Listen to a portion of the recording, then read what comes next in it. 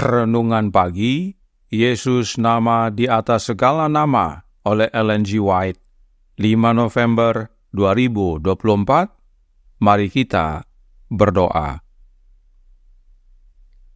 Bapa kami yang di sorga, Allah pencipta langit dan bumi, laut dan segala isinya, Allah yang maha besar, maha kuasa, sumber segalanya, yang kami sembah selalu melalui anak-Mu yang tunggal, Yesus Kristus.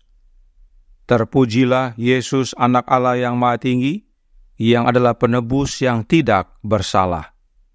Pada pagi hari ini kami bersyukur boleh bangun dan berbakti, dan sebagaimana membaca dan mendengarkan nasihat firman-Mu, kiranya ini menjadi pembaharuan bagi kami semua, agar menerima Kristus dalam hidup kami, sehingga kami terhubung kembali kepada Engkau, ya Bapa, yang adalah sumber kehidupan. Beserta kami sepanjang perbaktian ini kehendak-Mu yang jadi, ampun kami akan dosa dan salah, karena kami berdoa hanya dalam nama Anak Allah yang tunggal, Yesus Kristus, yang adalah Tuhan dan Juru Selamat kami. Amin. Renungan hari ini akan dibacakan oleh Saudara Amir Siregar. Kepada Saudara Amir, kami persilahkan. Terima kasih. Selamat pagi saudaraku yang kekasih dalam Tuhan Yesus Kristus. Bacaan kita hari ini tanggal 5 November 2024 berjudul Penebus yang Tidak Bersalah. Ayatnya terdapat dalam Yohanes 8 ayat 46. Siapakah di antaramu yang membuktikan bahwa aku berbuat dosa? Apabila aku mengatakan kebenaran, mengapakah kamu tidak percaya kepadaku? Yohanes 8 ayat 46. Dari kejatuhan Yerusalem, pikiran Yesus beralih kepada penghakiman yang lebih luas. Dalam kehancuran kota yang tidak bertobat, ia melihat sebuah simbol kehancuran terakhir yang akan menimpa dunia. Ia berkata, maka orang akan mulai berkata kepada gunung-gunung, runtuhlah menimpa kami, dan kepada bukit-bukit, timbunilah kami. Sebab, jikalau orang berbuat demikian dengan kayu hidup, apakah yang akan terjadi dengan kayu kering? Melalui kayu yang hidup, Yesus menggambarkan dirinya sendiri penebus yang tidak bersalah. Allah menanggung murkanya terhadap pelanggaran yang akan menimpa anaknya yang terkasih.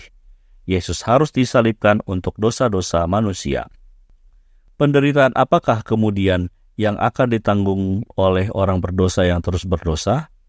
Semua orang yang tidak bertobat dan tidak percaya akan mengalami kesedihan dan kesengsaraan yang tidak dapat diungkapkan dengan kata-kata.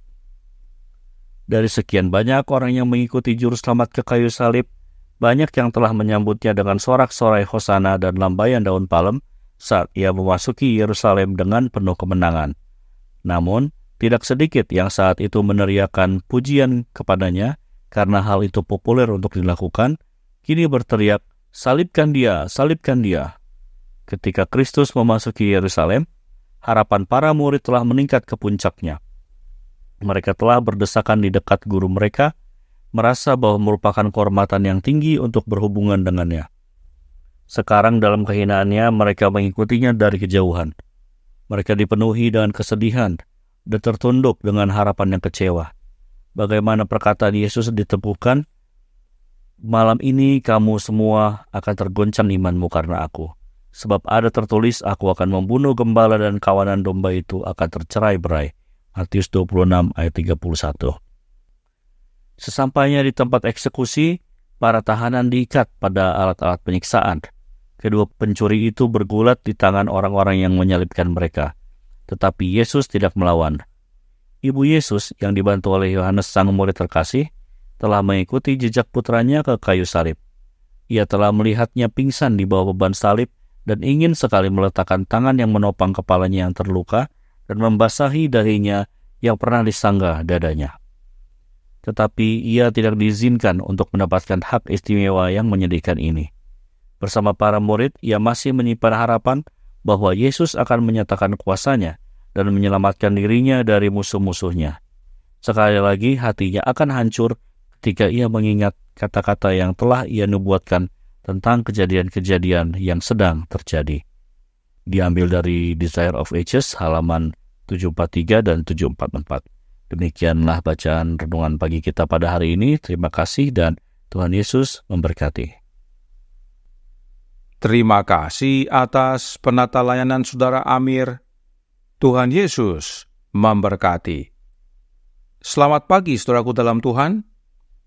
Mengapa yang berdosa tidak dapat menjadi penebus bagi yang berdosa? Karena upah dosa adalah maut. Karenanya, yang mati tidak dapat menyelamatkan yang mati.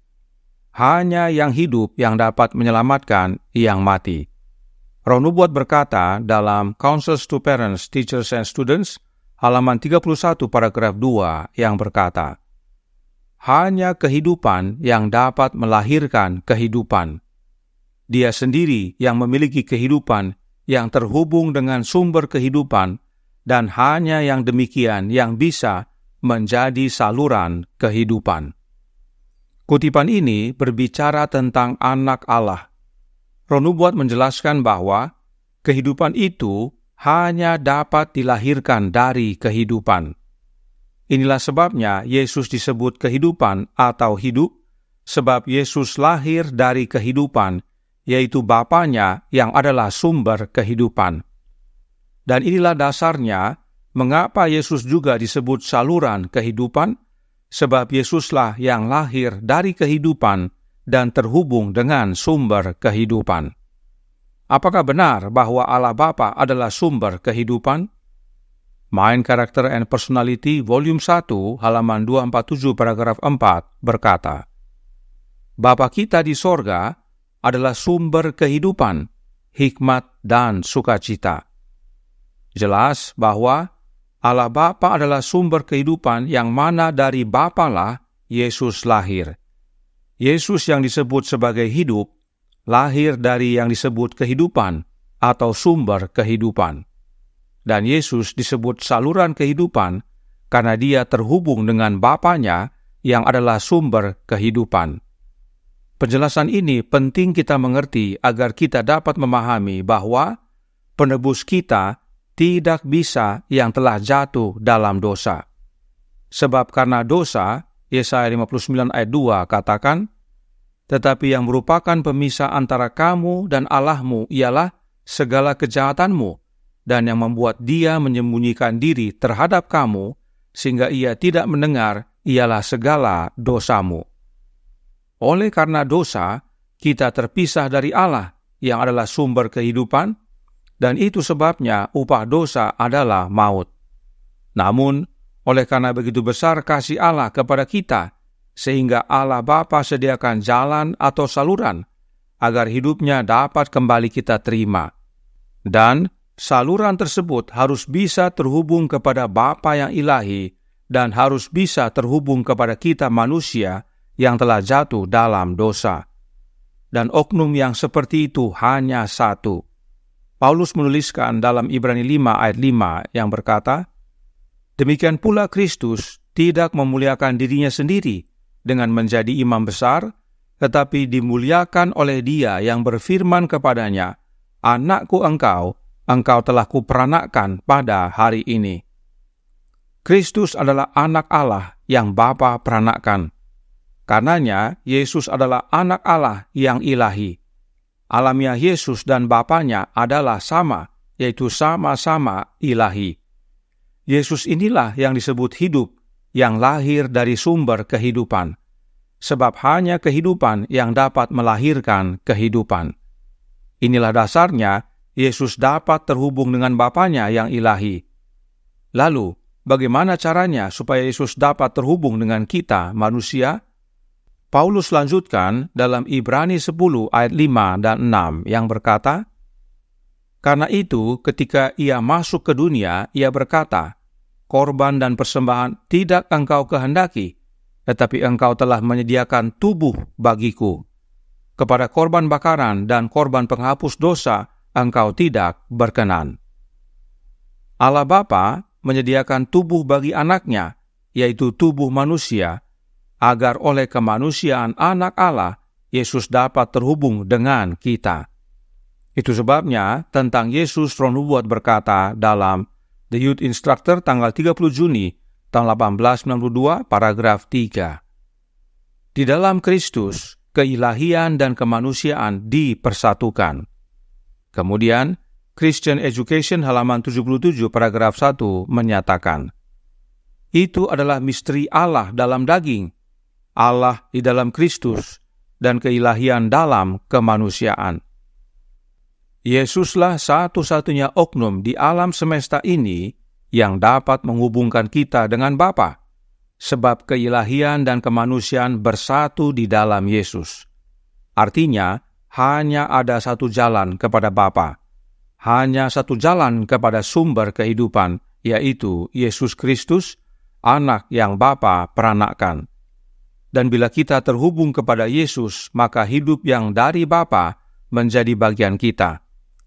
Inilah dasarnya penebus kita tidak bisa yang telah jatuh dalam dosa atau yang bersalah. Penebus kita harus bebas dari noda dosa. Penebus kita harus yang tidak bersalah. Lalu, kenapa Yesus harus mati? Patriarchs and Prophets halaman 63 paragraf 2 berkata, tidak ada seorang pun kecuali Kristus yang dapat menebus manusia yang telah jatuh dari kutukan hukum dan membawanya kembali ke dalam keharmonisan dengan sorga. Kristus akan menanggung sendiri kesalahan dan rasa malu karena dosa. Dosa yang begitu menyinggung Allah yang kudus sehingga harus memisahkan Bapa dan Anaknya. Kristus akan mencapai kedalaman kesengsaraan untuk menyelamatkan umat manusia yang telah hancur. Untuk bebaskan kita dari hukuman hukum, yaitu maut, maka Yesus yang tidak bersalah harus tanggung seluruh dosa dunia ini dan mati.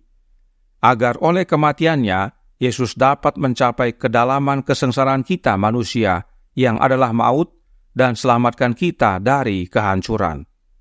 Yesus terpisah dari Bapa oleh kematian agar dapat membawa kita kembali bersatu dengan Bapa oleh kebangkitannya. Kehidupan yang dari Bapa mengalir kembali kepada kita. Inilah pentingnya memiliki penebus yang tidak bersalah, penebus yang tidak berdosa, dan Dia adalah Yesus Kristus, Anak yang Bapa peranakkan. Kiranya kebenaran ini menjadi pembaharuan dan sukacita bagi kita semua. Tuhan memberkati, saya bawa dalam nama Yesus. Amin. Mari kita berdoa.